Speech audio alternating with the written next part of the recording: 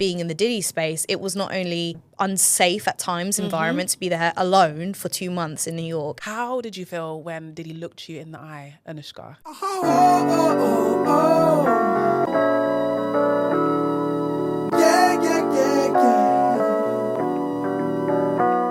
Welcome to the Rap Room podcast. My name is Mac, and this podcast is just all about getting to know the people behind the creative industry. So I'm digging deeper with the movers and shakers who are shaping the creative industry. So if you are, trying to figure out what you want to do in the creative industry, you want to learn more, this is the space to be. And on today's episode of the Rap Room podcast, I'm joined by a name that you may have already come across before. It could be via BBC News, TikTok, or her unmissable reporting on the Diddy on Trial podcast. She's been holding down important conversations regarding race, youth, and culture from the age of 17, and she does it so fabulously. Welcome to the podcast, Anoushka Mutanda-Dougherty. Thank you for having me. Girl. And yeah, come on, say that again for our colleagues because they butcher my name. Thank you. No, do you know what? In our industry, we have to make sure we say people's names right. Yeah, I know, but it's the Dows. It should be Dougherty, really, but my dad's family Anglicanized. Now it's just a pain. That's so funny. But anyway, that's the minimum you can do. Like, I think, especially because it's your name, I always make sure to double check, triple check, because I'm introducing them. If I don't know how to say their name, it's on me. Well, I mean, it was the endless job of my life throughout the Diddy trial was it's Combs, not Coombs. It's Combs, not Coombs. And I'm like, why am I doing his PR for him? Like, I'm working for Diddy now. This isn't right. Every time I heard Coombs, I literally just wanted to pull my hair because I'm like, I'm like, come is on, it the guys. accent? What's going on? I'd rather you called him Puffy or Love than Sean Coombs. One of the names. But yeah, I'm so grateful for you being here today, Anoushka. You've literally been doing such fantastic work, especially when it comes to reporting such a high profile trial. We're going to get into that a bit later on. But I always love finding more about people and their backgrounds. Saturday's one of my favorite days of the week. I don't know why I love a Saturday. Maybe because it's not a Friday and you have work. So I'd love to know, what was it like growing up in your household on a Saturday? What were the sounds? What were the smells, the routines that you had going on a weekend? Well, I'll start saying both my parents are psychologists, so we've got about 3 therapy couches in the living room. So at any given point, you might be analysed. So Saturday's a good time for everybody to sit around the kitchen table and break down whatever minute piece of your life it's going to be. Psychoanalysis. Well, there you go. Yeah, come around my house on a Friday now. You'll be talking about your childhood within 30 minutes. There's just 3 of us. We're very tight knit. It's just me, my mum, and my dad.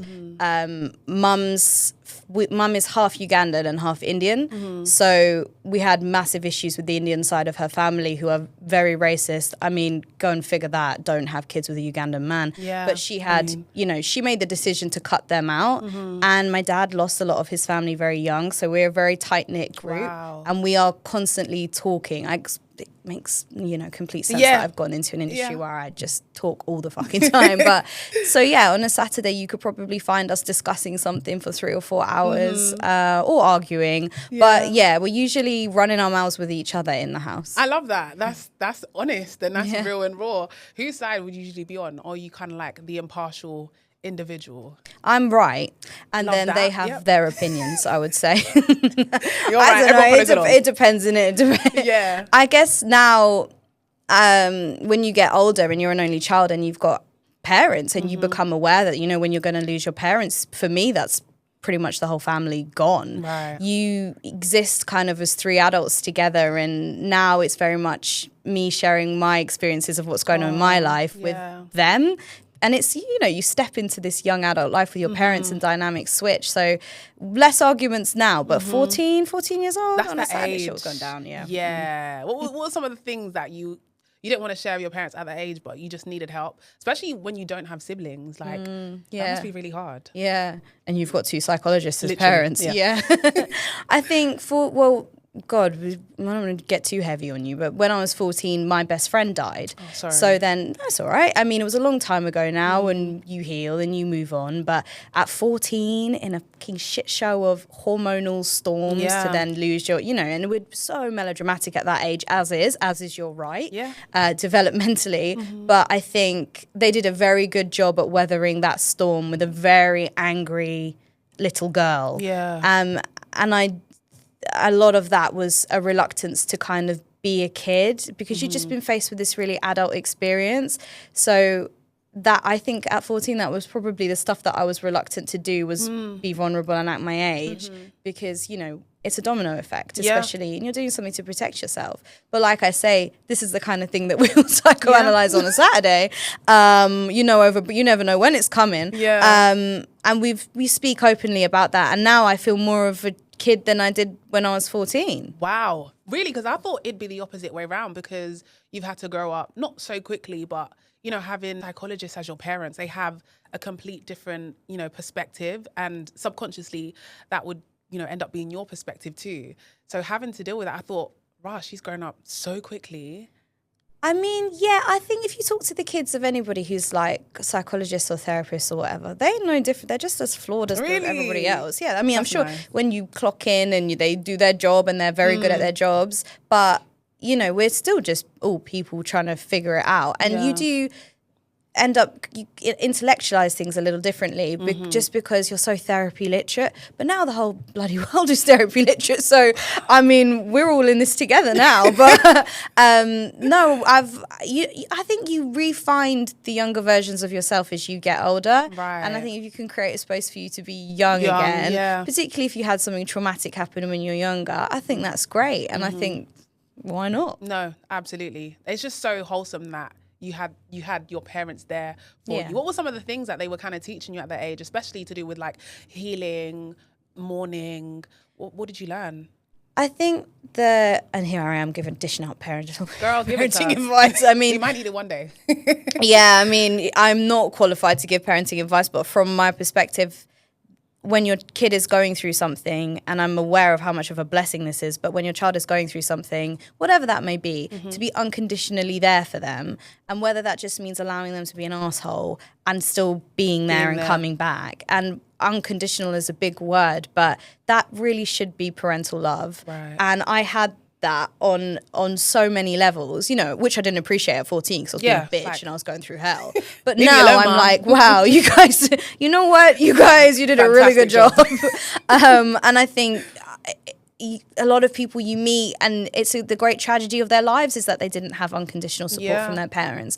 And it is a really difficult thing that a lot of people have to build themselves back from. So I don't know if when they're trying to teach me a lesson, I'm not listening, but I can appreciate, you know, the space that they created for me to be a raging bitch in and go through hell in and then come out the other end together with open lines of communication. This sounds like a real propaganda piece for psychology, but it's fantastic. I'm here now. Create that space for your child just to be who they are and just express themselves how they need to at that time. Because teenage Fee, she was crazy as well. Like, she did not know what the hell was going on, but the emotions needs to come out every now and again. But in school, one thing I was always told is that I kind of talk a lot. You mentioned earlier that, you know, you're kind of chatty and that helps with what you do now. I'd love to know what was Anoushka's report card at the end of the year. What was that word that always stood out? From which school? I moved so many times. It depends on the teacher. Either I'd get like very independent and strong, or you get bossy on the other end of it. Although I take issue with that word, as it's rarely leveled against boys and often attributed more to women of color. But definitely speak my mind. And it's always been like a humanities, English, history side of stuff. Right. So the rest of the report card would read what the fuck is going on with the maths and the science and the rest of it. She's not here, she's spaced out. But then the other side of it would be like, okay, this kid's got opinions, which is interesting. I've gone into a bloody industry where you have to be impartial all the time. But you've got this kid's got stuff to say from teachers who like me. Other ones would just be like, she never shuts the fuck up. But then it's like, you know, that helps in the end. In school, it feels like it's the worst thing ever to have an opinion or to speak up or. But isn't it such a delight when you come across young people, particularly young girls, who are just so themselves and so free in what they say?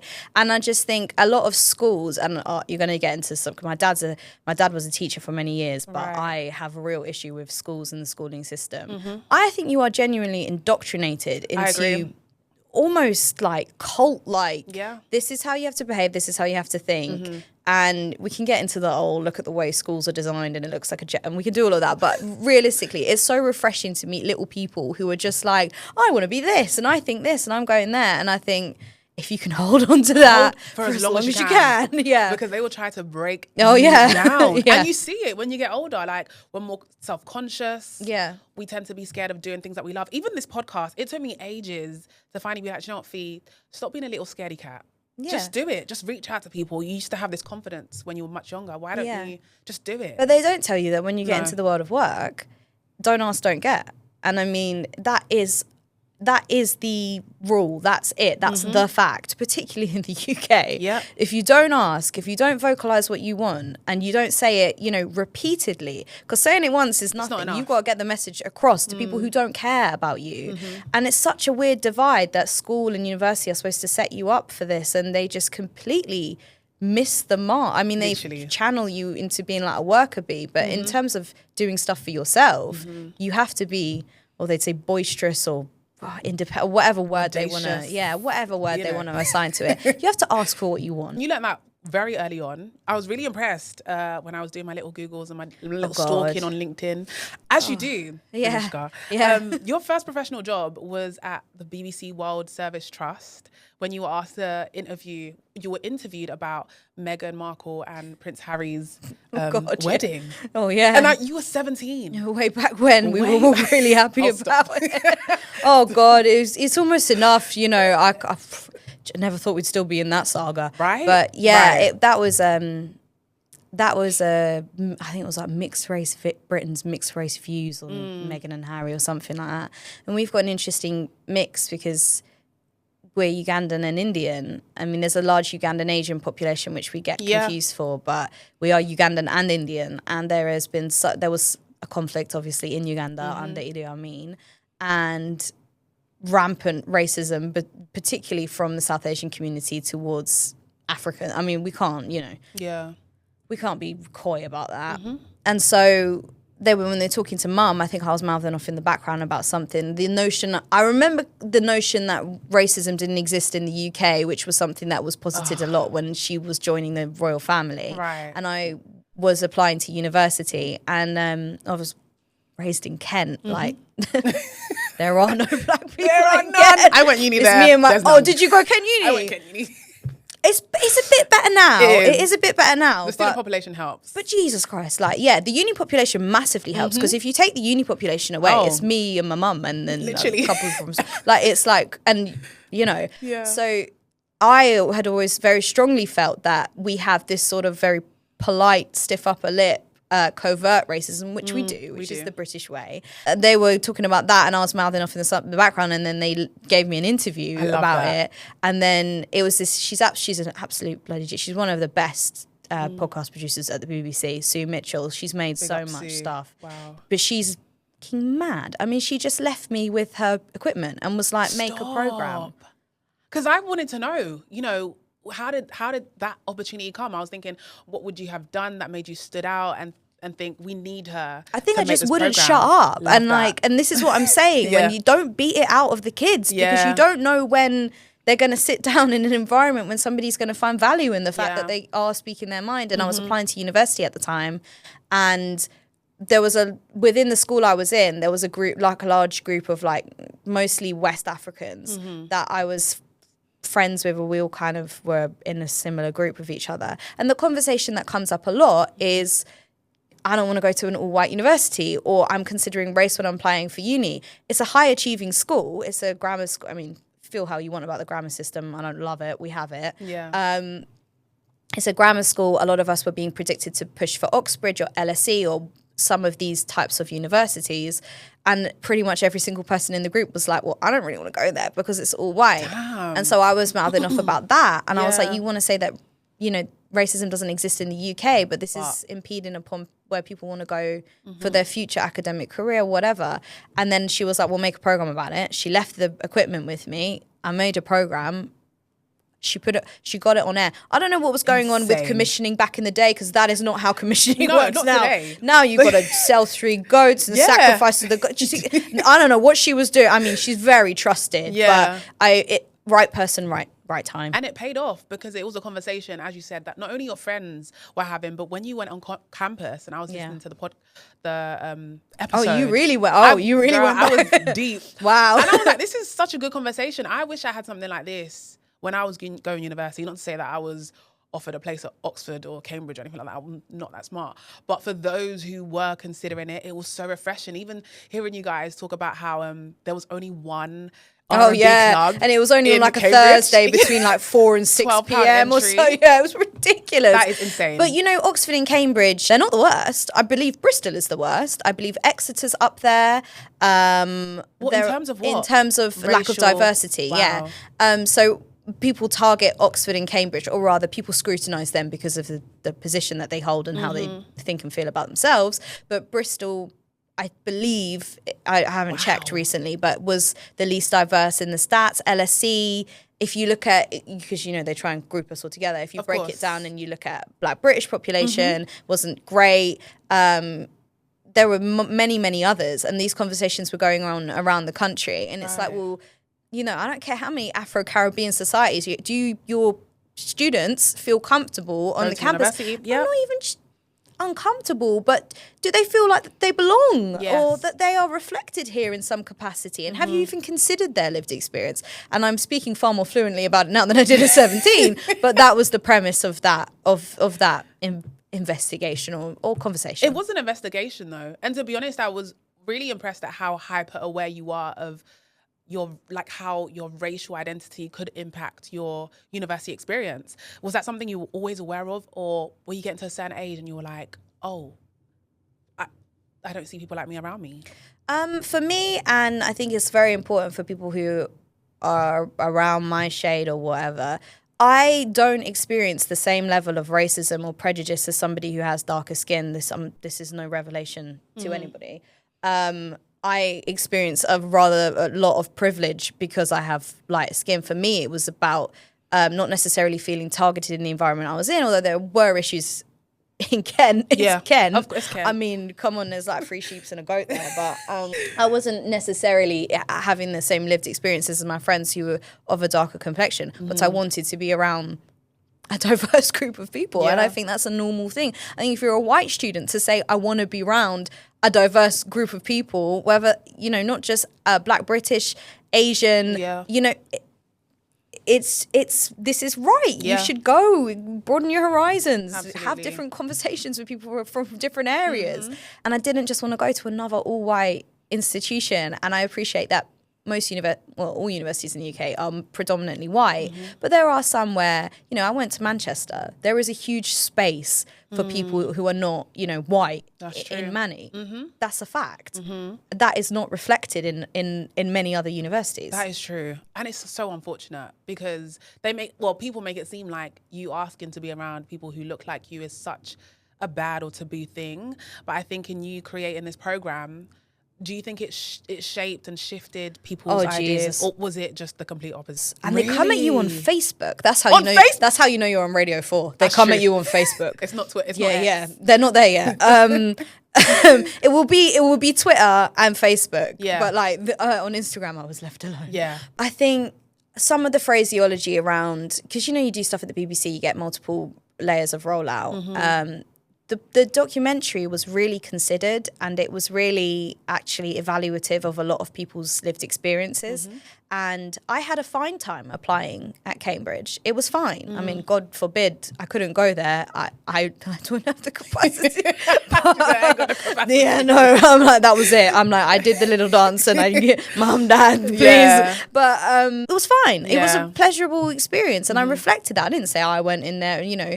But I think the article that accompanied it was written by me and then edited by somebody else and titled, I'm Mixed Race, Is Cambridge Right for Me? Right. I think that title is what we would now class as rage bait. Or clickbait. Yes. But I was 17 and I didn't know how rollout works, and you know, and I think I don't even think it would have been done maliciously. I think somebody was like, what do we do as a catchy title that sums this up quickly? But you know that's going to rile certain people up the wrong way.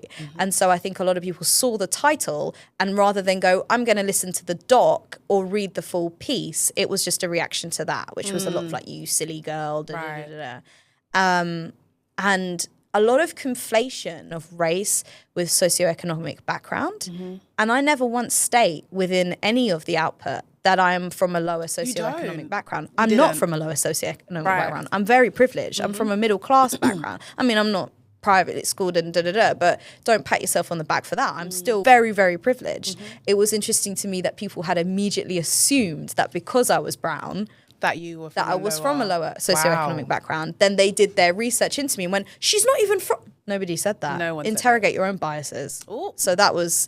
But at 17, you know, I've had a lot of years to think about this, but... It was very bold, and I think it was so necessary. Even the part where you mentioned rocking up to your Cambridge interview with your pink fur coat, I was like, I live. Do you kind of feel cringy when you think back to that moment? I feel cringy when I think back to things I wore last week. I've never been that guy. Like, now it's jeans and a nice shirt. Yeah. So funny. But it just goes to show, like, you know, when we're young, we're just so outrageous. Yeah. We don't think things through at all. And we just come up as our authentic selves, which is what we love. Yeah, and I think you spend the rest of your life trying to get back to that. You were still pitching ideas, even when you were at university. And they were predominantly around, you know, race and youth topics, which I think is very necessary. Coming from a young person too. The idea of degrees of love was such a fantastic idea. It was just basically about whether people should bring their relationships to university or if they should just break up. But you researched, you sourced the contributors and you scripted the links as well. Yeah. Talk to me about, you know, your experience in doing that. It's so weird because like bits of my life are like time boxed on the BBC of like that's 17, I believe that's 19. I've done another one at 21. It's funny, it's very sweet, and I think it really captures that kind of youth, vulnerable, teetering on the edge of what you think might be adulthood at uni. A lot of it was, I can't take credit for finding amazing people. They were friends. Oh, nice. I think more radio like that, and we kind of have that in the podcasting space now, where you have a mic, you have connections with people. My friends, I don't know why, let me talk about their relationships. That's the best though. Yeah, I know. I mean, they're real characters as well. It's without that polish that you develop as you come into the adult world and you build up layers of, you know, wanting to be perceived in a certain way. It has a very raw, childish quality to it, which is really nice, but is a real consideration for a lot of young people. And I think when I was doing it, it's not really seen as an issue, but we have an anxiety pandemic with young people. Young people are really, really struggling. And a lot of what I was hearing from people is, this is kind of my safety blanket. I may not necessarily before have wanted to go to university, but the way that we're changing a little bit post-COVID, but the way that we were structured was funneling lots of people into university, perhaps into an avenue of life they didn't really want to do, but felt they had to. There was this also cut off of this emotional connection that you'd made. And young people's voices in that way aren't often heard. It's usually, they're drinking or they're not drinking enough, or they're having sex or they're not having sex enough.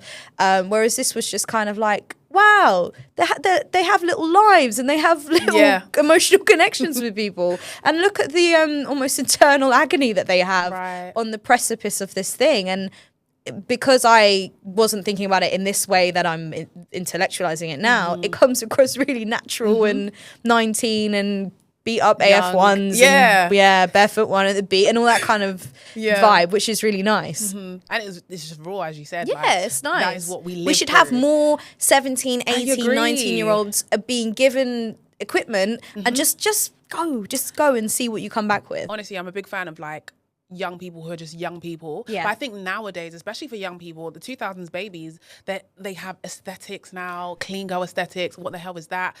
I'm just like, just be free, just be scatty, you know, live your life in that period. And then you can find yourself after that. I find that really sad, you know. It is. I do find it, I'm a bit like, I get that we all sort of appropriate the aesthetic of the generation above us. And you're trying to cosplay as us, which is literally nice. But we're actually adults. Yeah, but you don't need a 52-step skincare routine. You're 12, and you don't need to have the weight of the world on your shoulders. But then, at the same time, I also feel like, how can you say that to a group of people who have the weight of the world on their shoulders literally. and who are really, really struggling and often not listened to or taken seriously? So, but I think they'll their journey will be the same as my journey, which will be the same as your journey, which will be coming back to a version of themselves where they just feel comfortable being them. Literally a full circle moment. You were really highly recognized for your work as well. You became a finalist for the New York Radio Awards for Best Student Documentary for Degrees of Love.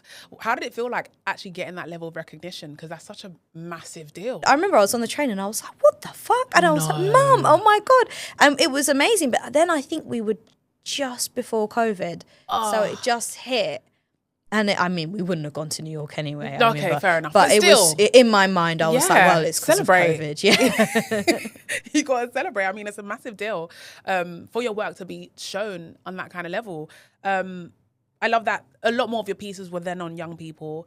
Did you kind of feel like you became like the go-to for, youth topics and youth politics? You were like the face. They were like, we've got to get Anoushka on this. She's young. Yeah. There's one. But there is a tendency for that to happen in media. And you know what it is, everybody's very, very busy. And they go, oh, this person's good at this. And I think if you try and get other people on air while you're doing that, and then other people get recognised. So you can have a wealth of different experiences on air.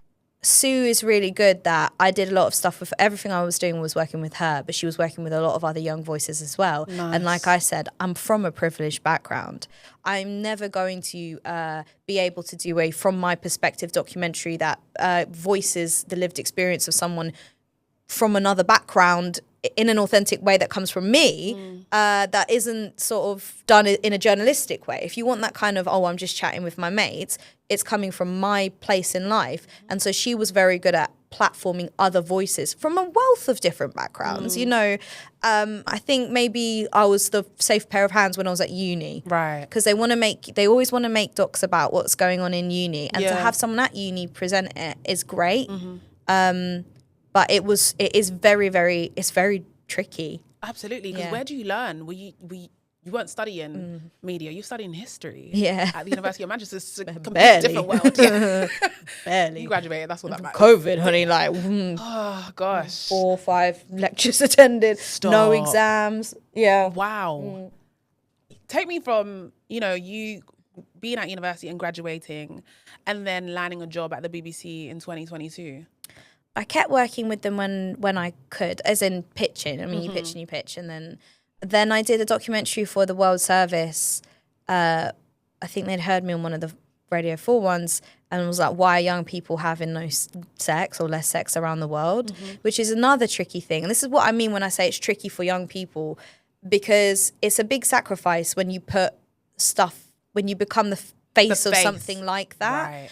But you learn a lot on the job. I really believe, I think it's great if people get qualifications in journalism, and I think that's great. But I think it's one of those jobs that you will always get thrown in at the deep end and you will just crack on because you'll figure it out. And a lot of it is just, interpersonal relationships you build with people. It's so true. But I think I did that for the World Service and that did really well because young people are having a lot less sex. But through that, there was a lot about different sexual orientations and identities, and we spoke about that. And people can shy away from those topics because they're like hot button issues now, but they're not. And after that, I just kept emailing people at the BBC, but then I eventually applied for the apprenticeship scheme, went through to the end, got rejected, but they attached someone's email to it, so I just harassed them on the email. They managed, they had a meeting with me, which was really nice, which is another thing. Email people. Yeah. Because barely anyone emails you. I only get like 3 or 4 emails. I will always put you in touch with somebody. And then from that, I got 2 weeks work experience on a show called The Inquiry, which is for the World Service, which is back in Manny, which is like a geopolitical, very thinky program. And then I've been there ever since. What a journey. I mean, it's so different. And you talk a lot about your privileged background. Yeah. Your mum is also like a powerhouse, Angela Mutanda. She's on TV, she's an expert when it comes to therapy and mental health.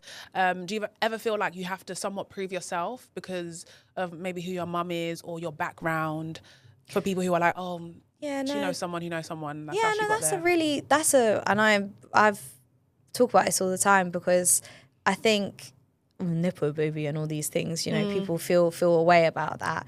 my mum is an immigrant that came from Uganda and was kicked out of the country and lived in a house with 60 people and worked her way up from nothing in this country. I will talk until the cows come home about my mum and what she has accomplished without the support of her family. And my mum is one of the most supportive people of me ever, period. And we work together and we will work together in the future, and she deserves and all the credit for anything I'll ever do on the level of, you know, not necessarily putting me in touch with people, but on the level of being unwavering support. It helps having a parent who's from the media. You understand things a little bit better. And when I say that, it's like you have corporate speak, you have media speak, and it's once again a load of waffle. But if you kind of know the terms, because no one will be like, oh, this is going to TX. No one will tell you, sit down and tell you. You just kind of have to figure it out. Things like that were really helpful.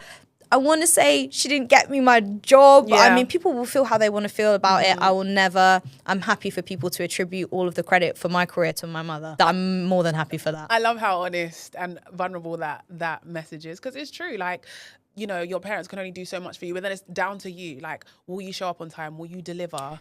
Yeah, and I'm comfortable because I work extremely hard. Yes. I still feel weird about saying things like this, but I'm very good at what I do. You are. And it's a very tricky thing to do. I'm at 24 in the environment that I'm in, and, you know, I'm sure we'll talk about Diddy, but being in the Diddy space, it was not only unsafe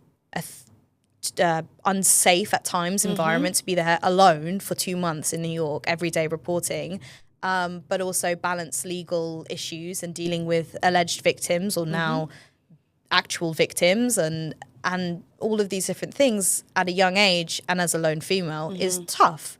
But that doesn't take away from the fact that I have a massive support base. And from my dad, I mean, my dad's a teacher. He's retired now, but both my parents, boundless support.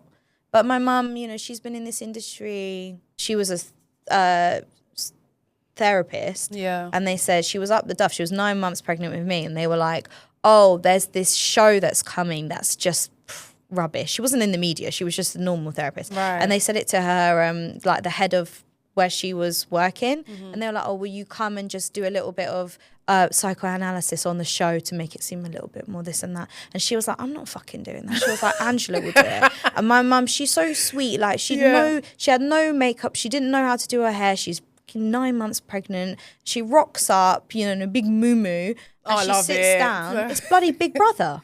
Stop. Yeah, it was the first season of Big Brother in the UK. I was not expecting to say that. And everyone was like, it's this show. I think it come from Sweden or something. Yeah. And then she was catapulted into this world. It was like, I don't know what makeup to wear. I don't know how to do my hair. I don't know what clothes to wear. I've just had a baby. What do I do? Baby on the hip. And so she went from there. But she was one of the first black psychologists on TV in the UK. She has faced immeasurable racism from production staff, from people she's worked with, from channels she's worked with, just to everyday sort of things that, you know, she'll speak when she wants to. But yeah, big up Mama Mutanda, because what a story. And that is why, you know, you're the person that you are today. You know, growing up with someone like that, you must learn so much. You mentioned earlier about Diddy. We'll go straight into it.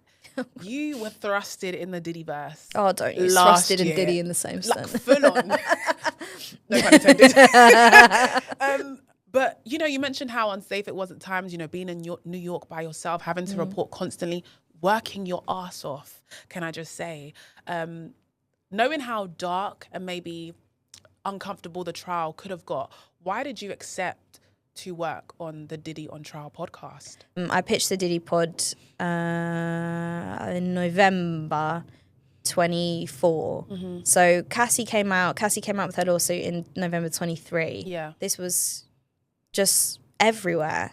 But it felt like it had been contained in some people's minds to a small portion of society, which is black people and or other people of colour, maybe, which is a very ignorant way to think about what, once he was charged by the federal government, a very ignorant way to think about this massive case. Yeah. And so when I pitched it to the BBC Sounds, I was like, we have to do this because it's all over social media and it's at the intersection of things like AI, which there was so much AI generated crap, so much, which is so difficult to discern now because it's so good. It's so real. It's so good. The conspiracy theories around it were frightening. You know, elite paedophile cult rings under the ground of LA. And all of this was getting conflated in with what the actual charges were and what the hell is a freak off and all of this. And I just felt like there is a space here for really good journalism, and there is a space here for fact-finding missions. And I wasn't thinking about going to New York, and I wasn't thinking about trial. God knows, I didn't even think, I thought we'd still be waiting for him to go to trial. But I thought if we could just get it, and Rianne, who is a bit of a prophet commissioner at Sounds, she saw how big it was online, and she just rolled the dice on, I think it was like 12 episodes we had originally, and we were recommissioned on the second episode just because of how high the numbers were. Numbers from every single demographic, not overwhelmingly from people of color, not even necessarily always from young people. People were just tuning in, and it had captured the attention, and I think a lot of people were rather fearful about what the hell is going on in Hollywood. There was no shortage of stories, because then it was Jay-Z, whose case has been dropped with prejudice. Then it was, Kanye's turned up, and so every week there was something else. So it kind of became self-fulfilling. But it did so well. They were like, well, we're going to send you out there to New York. And it's a complete privilege to work on a story like that, because it's very high profile and it's great for your career as a journalist. But there was a real awareness that the type of abuse that was alleged in this, and certainly the type of abuse he's been convicted of in the terms of transportation for prostitution, it's a sexual abuse that a lot of women suffer, not necessarily at freak-offs and not necessarily in all the elaborate ways that we know those to be, but it's behind closed doors, and it's in a way where you are often invalidated and often being financially coerced. And I was extremely aware that there was a lot riding on this in the case of understanding this type of abuse in this way. It's tricky when minors are involved in a case. You don't have to prove coercion in any way, because a minor cannot consent. They can't be coerced. You're just, you should just be behind bars. Right. Exactly. When it's grown-ups, you have to prove coercion, and coercion is such an intangible term. So I knew that a lot of the stuff around Diddy was going to be interrogating what coercion was, and in many ways providing a space to properly look at what these women in this case, and in the civil side of it, many men, were alleging had happened to them, and how they felt they were coerced in different ways. And I felt that's a really big responsibility, and I feel really privileged that I'm being trusted to do that and get it legally right as well, because Jesus, that was the other American part too. Law is just, it's so different. Yeah. I was learning so much. I was like, this is completely different to the law that we have here. You saying how big of a responsibility it is, definitely so true. How did you prepare mentally, physically, emotionally, maybe even spiritually for this case, to be out there constantly reporting with such detail and precision in an impartial manner? We prepared in that we did about 35 episodes before we got out there. So we actually were rather across the different ways that things were happening. And I got almost obsessive about it in terms of, and obviously I have Sean, who was the criminal defense attorney of the program, is somewhat a part of my family now. So I talked to him a lot, and it was almost like one-on-one tuition, which I'm obviously endlessly grateful for. And he has such a fantastic way of communicating his understanding of the law. But in terms of preparing for like the stamina you need for that, we did 35 every week, no break from November, and then we went straight from that 35 into a daily podcast every day for 2 months in New York. But the difference when we were in New York is we did every podcast visualized for YouTube and Spotify when on the way up to the trial. But on the trial we do 1 social video for news a day, 2 social videos for sounds, 1 podcast, 1 visualize, 1 iPlayer, and 1 YouTube. Wow. So you're making about 6 products, and you're just, I'm very reluctant to say this during the trial, but you're just knackered. And I think because the environment was so crazy, it kind of kept you going, because it was never stale. It was always something going on at that courthouse, and it kind of kept you in the loop. But it's like a fever dream now. I can imagine. It's only been 2 weeks. I'm like, what did that happen? I'm like, you did not spray me with baby oil when I came back on the verdict day. They were spraying baby oil. You had to have your umbrella. Yeah, no, it was a mess. Insane. Yeah. So the courthouse, you were in the courtrooms at one point. Yeah. You made a video about how Diddy was scanning the room. Yeah. He was staring people in the eye, staring them down. How did you feel when Diddy looked you in the eye, Anoushka? I was just like, why are you looking me in the eye? What a stupid thing to do. The world's media are gathered here. You've been accused of intimidating witnesses. You're turning around and you're glaring into the eyes of, you know, I'm a journalist in the room, same as anybody else. Right. But, you know, in my case, a young female journalist, Cheyenne Roundtree next to me from Rolling Stone. You look intimidating. And I'm not talking about he glances at you. He eyeballs you and then he'll turn around and then he'll turn back. And I just thought, what is the strategy there? In terms of, we'll report on this. Yeah. And you've been accused of intimidating witnesses. But I mean, it didn't do him that much harm. I mean, because as you're saying, like, what was he trying to do? What was his game? Why and on the other hand of it, I'm like, the man's freedom is on the line. We are there literally reporting on his lives. His family are here. He probably wants to put, you know, we've been emailing them for the past about 6 months at that point. Yeah. Probably maybe wants to put a face to a name of which publication you're with. But still, I mean, the first thing I thought was, who's that? Because he looks so bloody different. But you were saying, well, he's dressed like Uncle Phil. Yeah, but it's like this uniform that they have for them because it's Mark Ignifilo, his wife Karen, who's lead counsel for Diddy. His wife Karen is heading up the Mangione trial, and he's on that team as well. And it's the same soft knit sweater vest thing and the shirt, which made Diddy look quite frail. And he had this sort of uncut white hair and a white beard, and he's very skinny, and he looked older than his years because he's only 56. Yeah, and that's not. I've seen 56-year-old men; they look perfectly fine. Right. You know, you mentioning how hard you're working, all the products you have to, you know, give out in a day.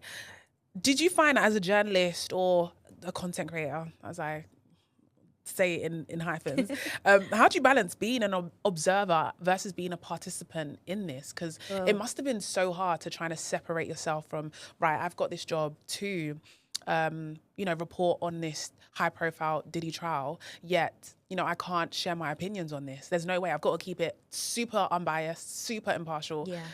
How did you separate yourself? And that's such a good question, because this whole content creation, I know I'm doing that because it's fucking hard. I tried to film and Get Ready With Me. I'll never do that again.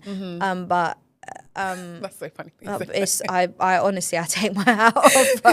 But I started with I had like 300 followers when I went there. I started with the TikToks just to do like live reporting on there, and then you grow this huge following, or it's just it's huge. What? 40, almost 50,000 followers. But for me, huge following and very engaged, and 91% female followers on TikTok. A lot of people who were engaged with this story in a way that they had experienced that abuse in their lives and were engaging, commenting, talking to me about that on lives and in the comment section and stuff. And it's very tricky to not be able to give them anything at all. And not feel, and the big thing that I kept trying to reiterate is, don't let whatever happens in this trial invalidate your experiences, because you're separate from the Diddy trial. You are not all victims. You're not one group. You are all individuals. And whether you believe a miscarriage of justice here or whatever, if you need to put it down and step away for you, then do that, because it can feel really invalidating. And a lot of the discourse afterwards was frankly disgusting about victims. But that was really, really tricky. And also always to remain committed to the fact that this is a man's life on the line. Right. And you're still in the Diddyverse, even though he is going to be sentenced in October. Yeah, that's right, yeah. You're working on a new podcast, Fame Under Fire. Can you quickly talk to me about that? Yeah, so Fame Under Fire is like kind of very much a continuation of where Diddy sat, in that we are using the same journalistic rigor that we would apply to kind of world leaders, and applying it to celebrities. And I bulk at the word celebrities because I think people are going to think it's some sort of gossip rag. But these people have immeasurable power. Yeah. They own businesses. They control people's salaries and wages and occupations, and can clearly exert that power and abuse that power. And it's so strange to me that even though we are the ones that platform them, almost democratically in a weird way with our money, we don't have the tools in the same way to hold them to account. using the same tools we would with a world leader or a politician or whatnot. So we're doing that. A lot of it is going to be getting to the truth behind a lot of the crap that's out there, because a lot of stuff is crap. I can imagine. But it's going to be a lot of lawsuit reading, and there's no shortage of people in trouble. Which is, is the honest truth. Yeah. I could talk to you all day about this, Anoushka. You've been doing some incredible work. I can't wait to see what Fame Under Fire is all about, the people you talk about as well. And yeah, if you'd like to share where we can support you, how we can find you, go for it. You can find Fame Under Fire wherever you normally get your podcasts, and on BBC iPlayer and some other places that I'm going to get told. And I think BBC Sounds YouTube, and I'm on social media. I can't remember what She's like, I'm on social media. Well, whatever I'm on as, there I am. Anoushka Mutanda-Dougherty, thank you so much for joining us here on the Rap Room. Thank you so much. Thank you.